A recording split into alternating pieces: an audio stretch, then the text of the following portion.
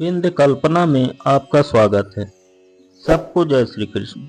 मित्रों, गीता शास्त्रों और पुराणों का हृदय है।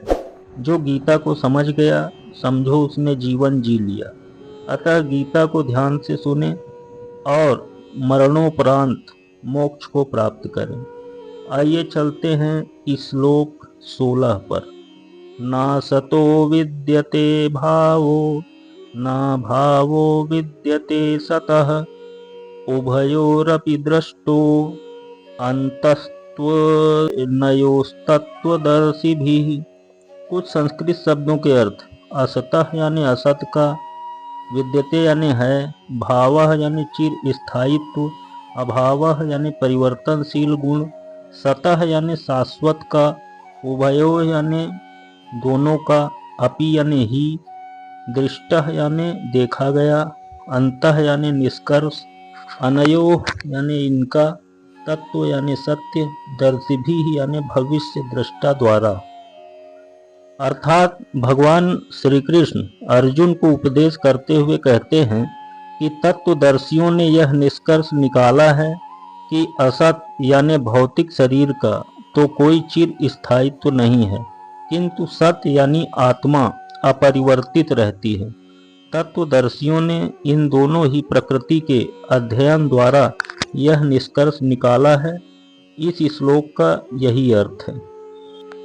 आइए और थोड़ा समझते हैं। स्वभावतः शरीर नित्य परिवर्तनशील है और आत्मा शाश्वत व अपरिवर्तनीय है।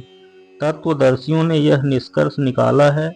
विष्णु पुराण में कहा गया है कि विष्णु तथा उनके धाम स्वयं प्रकाश से प्रकाशित हैं। ज्योतिषीम विष्णुर्भुवनानि विष्णु। सत तथा असत शब्द आत्मा तथा भौतिक पदार्थ के ही द्योतक हैं। यहीं से भगवान द्वारा अज्ञान से मोहग्रस्त जीवों को उपदेश देने का शुभारंभ होता है।